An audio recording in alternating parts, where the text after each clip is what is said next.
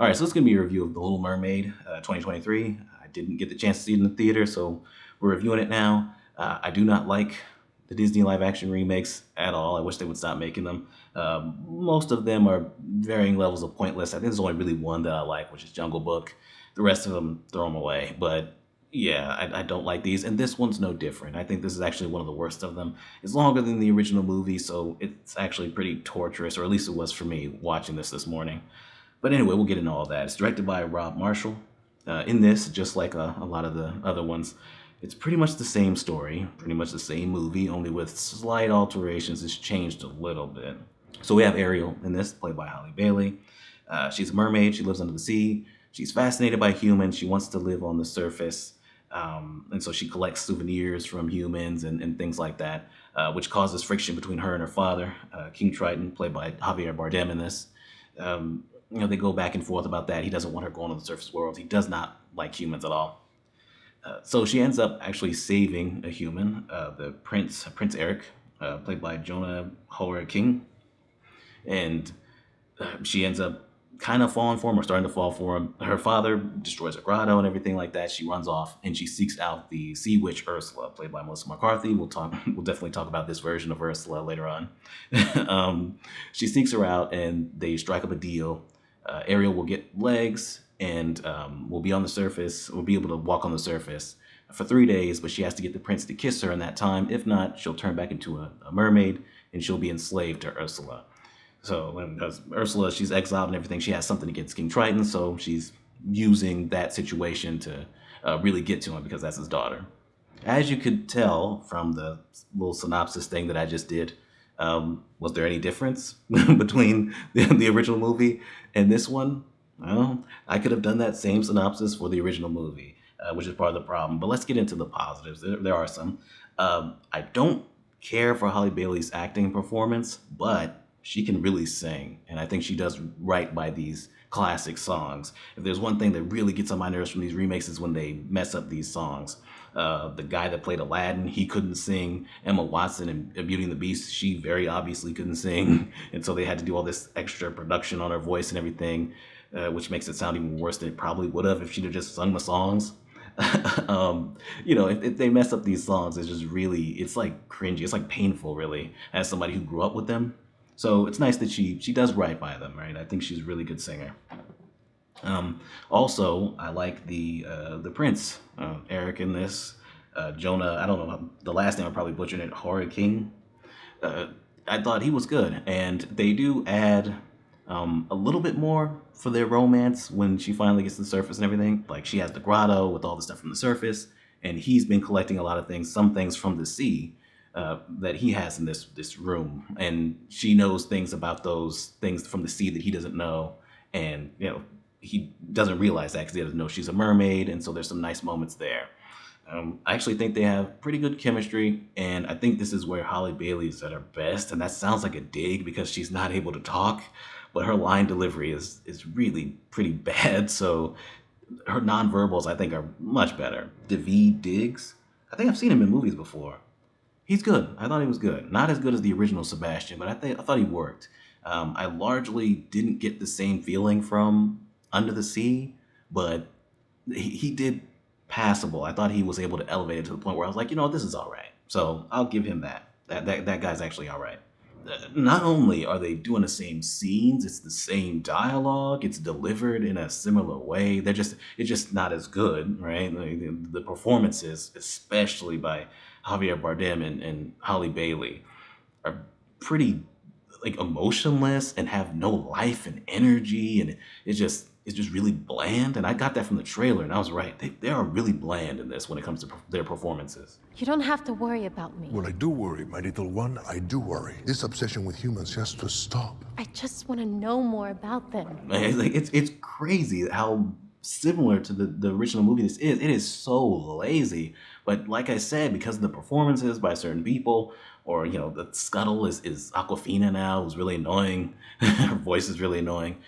It ends up not having the same, feeling the same, or having the same impact on the audience. I have two examples. My two favorite parts of the original movie. So one of them is when King Triton destroys Ariel's grotto. It's a very dramatic scene. It's heartbreaking because you know just how much that stuff means to Ariel. And Triton is he's snapped. And he is actually pretty scary, right? And the animation is beautiful, and the colors and all that. It really works. And then in this movie, because of the performances, it's not the same at all. So Javier Bardem, he's already in the grotto and everything, and he just comes down. You went to the surface. I told you not to, or whatever. He barely ever talks above this. It's really bad. You disobeyed me. So you have the Trident, and he starts blasting the grotto, and it's just him kind of like swimming up and just shooting a beam at it. Right, him and Ariel are kind of fighting over it at one point, and it's like this has none of the same weight as that original scene. None of it. I'm not feeling the same thing at all. It's like it just completely pales in comparison. And then when he's done, blowing things up, Ariel's breaking down like in the original movie, but he leaves and he's like, "You'll never leave again." And it's like, Never leave again. I mean, it's like, do you guys even want to be here? And then, okay, so then the other scene is Poor Unfortunate Souls. We got Melissa McCarthy as Ursula. And the original scene, Ursula's such a great villain. She's charismatic and things like that. She's very fun to watch on screen, has a lot of personality. And it seems like with Melissa McCarthy, she was cast because she's a fat lady, I guess, and because she plays these comedic roles, so she can kind of play up the performative nature of Ursula, but it just doesn't have the same it doesn't have the same charm to it, and it's also like they forget that the character's also supposed to be a villain, so she's actually still supposed to be kind of creepy and scary with her smile and things like that.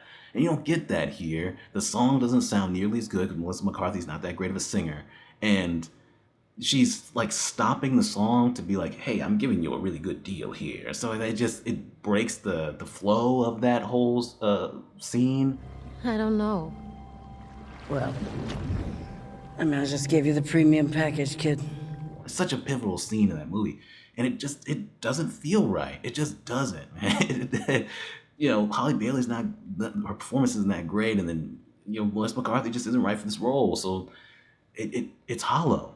So the CGI, pretty much from the beginning of the movie, because you see it starts off with King Triton, and he's there with Ariel's sisters, who are more prominent in this, but don't actually ultimately do anything.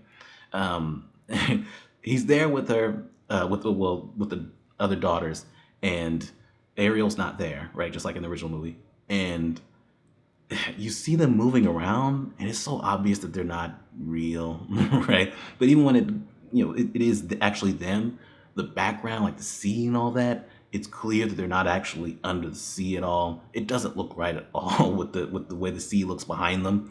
It just kind of looks like green screen to me. That's just what it looks like to me. The fish and stuff, they don't look great, but I guess they're passable. I don't like the designs of Sebastian and Flounder, but I guess they look okay CGI wise. It's primarily with the mermaids and even the humans. Obviously, when Eric is in the water later on, that looks really bad. It's mainly with that. It just doesn't work. And the worst of it is, because this feels like it needs to copy the original movie completely. We still have pretty much the same ending. Ursula has the trident and all that, and she grows all big, and she gets hit with the boat. That's how they defeat her. This is the same movie. You honestly couldn't spoil it. And that was atrocious. Like, that was embarrassing, right? Like, I've complained about the movie being like too dark. Like, I said that when I reviewed the trailer, and some other people have said it too. I take that criticism back, because honestly, if it wasn't as dark as it is, that would look even worse, and it already looks really bad. I mean, it was distractingly bad. I was like, oh, this looks really ugly. So changes, because somebody might be like, okay, this movie's longer, Nigel. They had to have changed something. All right, so the movie's longer because it'll be the same scene, but it plays out for a little bit longer. Like, the pacing's slower. There are some extra scenes with her and Eric, which I actually do like, that build a romance. And then there's also extra scenes where we have extra songs, which aren't even that great. There's one with Eric, which I think the actor that plays Eric he's a good actor. I think he's one of the best performances, gives one of the best performances in this movie, but he's also a pretty good singer. So that's all right, but the song itself is forgettable. Ariel has this new song when she first gets there, after she gets her legs, when she first gets into town. That's not a good song. She's singing in her head, obviously, because she can't speak. That's not a very good song. Once again, forgettable.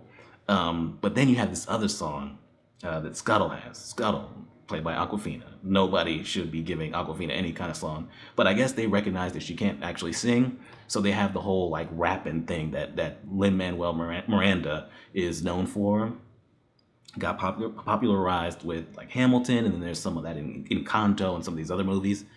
And it's really bad, right? Scuttlebutt, I got the scuttlebutt, I got the scuttlebutt. She just keeps saying that over and over again, and then she's also kind of rapping or whatever. She's saying, when humans dress up like penguins and stuff like that. Because basically, she's saying that she heard around the town that the prince was going to propose to a new lady that he barely knows or whatever, and she assumes that's Ariel, so she goes to tell her about it. This is something that could be a couple sentences, but instead it's an entire song, and she feels like she needs to go around the world in 80 days just to get there. Like, oh, there's this thing, and then this thing, and this thing, and then I'm going to say scuttlebutt, scuttlebutt, scuttlebutt over and over again. Oh, it's infuriating. It was annoying. I think that's probably the worst scene in this whole movie. Honestly, it is. Her voice is annoying, and the rapping thing that they're doing is it's played out by now, and it's bad. It's not a good song. It's not. It's the same movie. They're ripping themselves off, and they're also ripping us off because we shouldn't be paying for a lesser version of the exact same movie. I mean, that's obvious, right? Like, you have some of these that are more different from the original movie, Mulan and stuff like that, where, yeah, it's still bad, and the differences they made are bad, but I feel like the existence of them is justified a little bit more than doing something like this or Lion King. It's the same movie. I just don't see a reason why anybody, now that this is on Disney Plus, would ever watch this over just watching the original movie again. And especially if you've already seen this, so the curiosity is gone, you would never choose to watch this over just watching the original again. You would never do that. So yeah, it's largely worthless, right? Honestly, this would probably work as a form of torture to have to sit through this as somebody who's already seen the original, and it's obviously a classic, because you're just watching such a lesser version of it, but it's so much longer, and it feels even longer than it is. But anyway, that's The Little Mermaid. I did not like it at all. It's trash. I'm giving it trash. It's one of the worst movies I've seen this year. And yeah, that's it. We're done.